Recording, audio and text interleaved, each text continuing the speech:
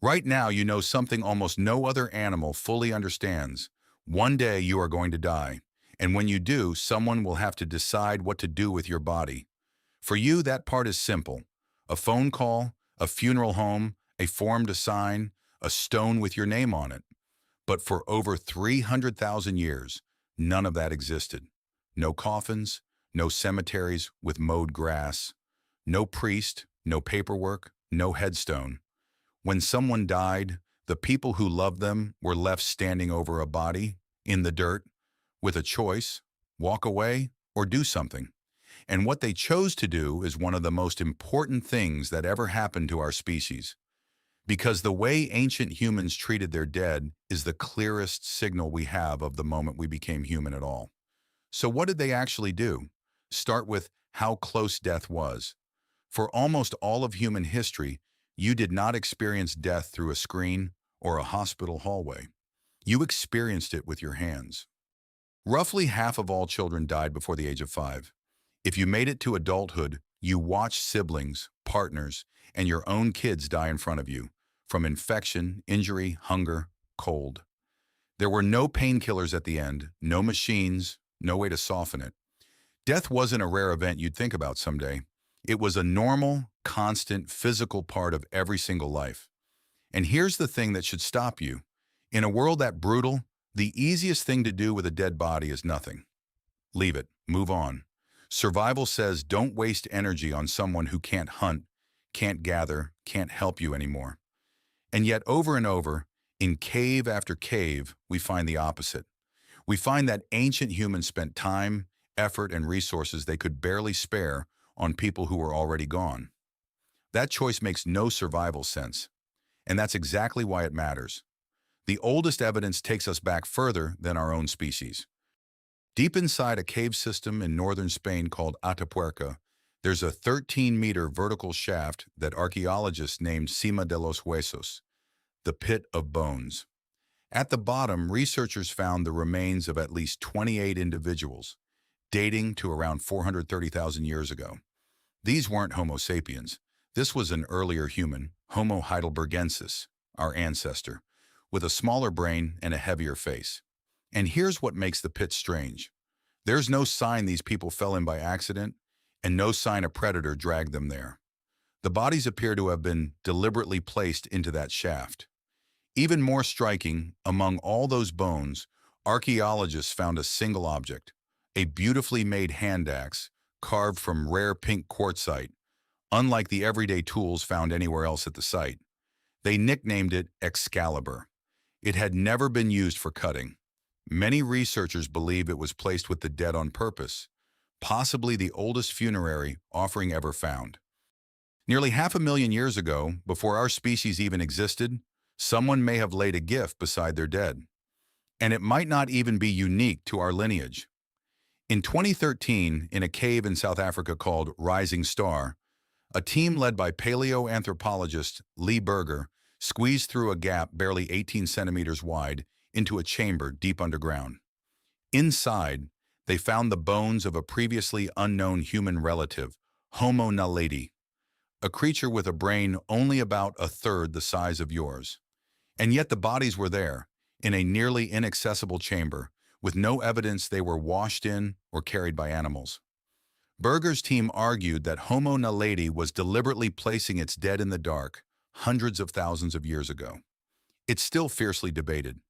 But if it's true, it means the impulse to do something with the dead may be older and deeper than the modern human mind itself. Then come the Neanderthals, and the evidence gets impossible to ignore.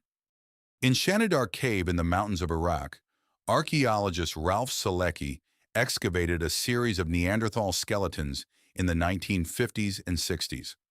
One of them, Shanidar 4, was surrounded by dense clumps of ancient pollen.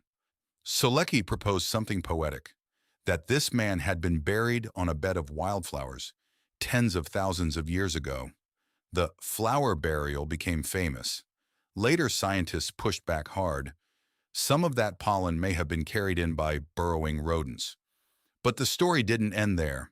In 2020, a new excavation led by Emma Pomeroy uncovered another body at the same site, Shanidar Z, And the way it was laid out, in a deliberate depression in the cave floor, strongly suggests these Neanderthals were intentionally placing their dead in the same spot, again and again. And the Neanderthals did something else that breaks the brutal cavemen stereotype completely. At Shanidar, one man, nicknamed Nandi, had survived for years with a withered arm, a crushed eye socket that likely left him blind on one side, and severe injuries to his legs. He could not have hunted. He could not have survived alone. Someone fed him, protected him, and kept him alive for a long time, and then when he died, they buried him. These are the people we call primitive. By the time modern humans appear, the ritual explodes. In Kafze Cave in Israel, archaeologists found early Homo sapiens burials around 100,000 years old, and the bodies were laid out with care. One young person was buried with a set of deer antlers placed across the chest. Many of these graves were dusted with red ochre, a rust-colored mineral pigment. That ochre shows up again and again in ancient burials across the world, and it's almost certainly symbolic.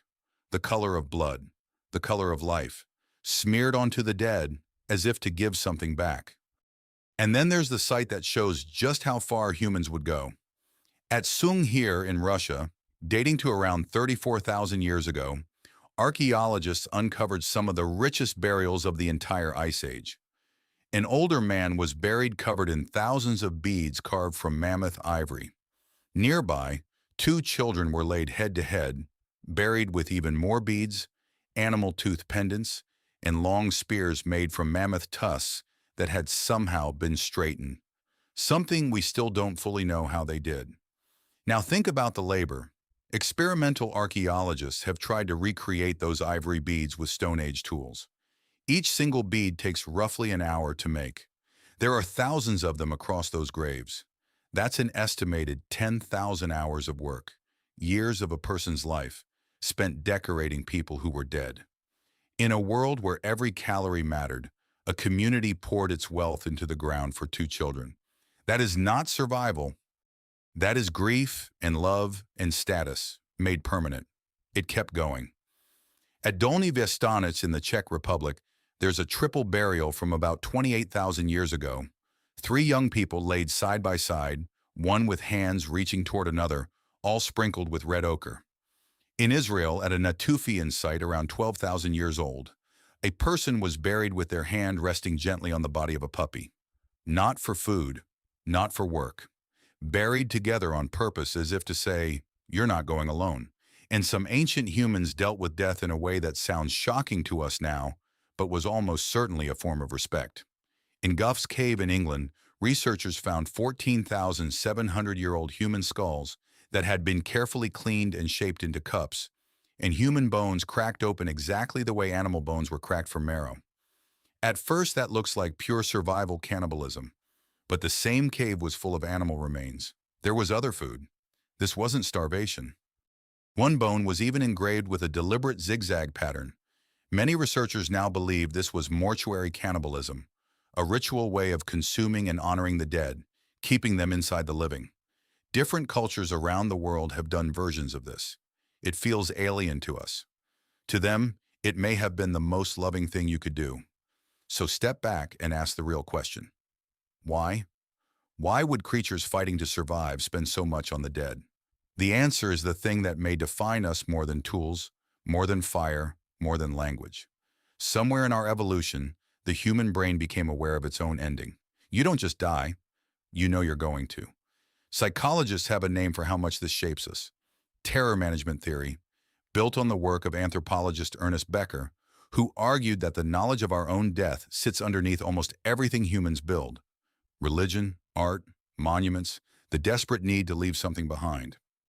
Every belief in an afterlife, every god of the underworld, every story about where we go when we die, may have started with a small group of people standing over a body, unable to accept that this person was simply gone.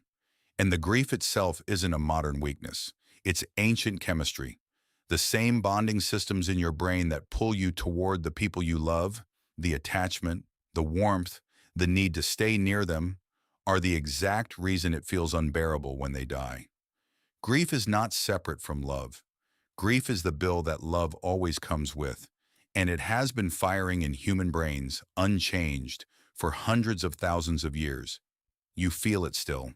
The pull to keep a photo of someone gone, to visit a grave and talk to a stone, to keep a voicemail you can't bring yourself to delete, to mark the anniversary of a death every year, quietly, in your chest.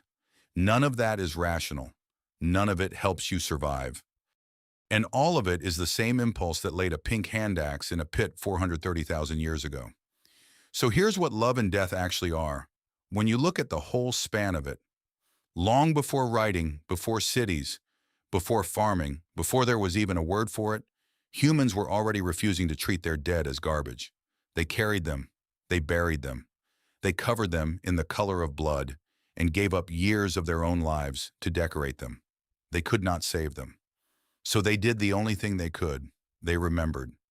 You think grief is a private, modern thing, funerals and flowers and a hard day on the calendar. But the ache you feel when someone you love is gone is the exact same ache that pulled a group of humans to place their dead in a cave, by firelight, tens of thousands of years ago. The setting changed. The feeling never did. You didn't invent grief. You inherited it from the longest, most unbroken chain of people who ever loved each other enough that losing hurt. And one day, it will be your turn. You will die. And if you were lucky, if you mattered to even one person, someone will do for you what humans have done for each other for 400,000 years. They will not walk away. They will remember you.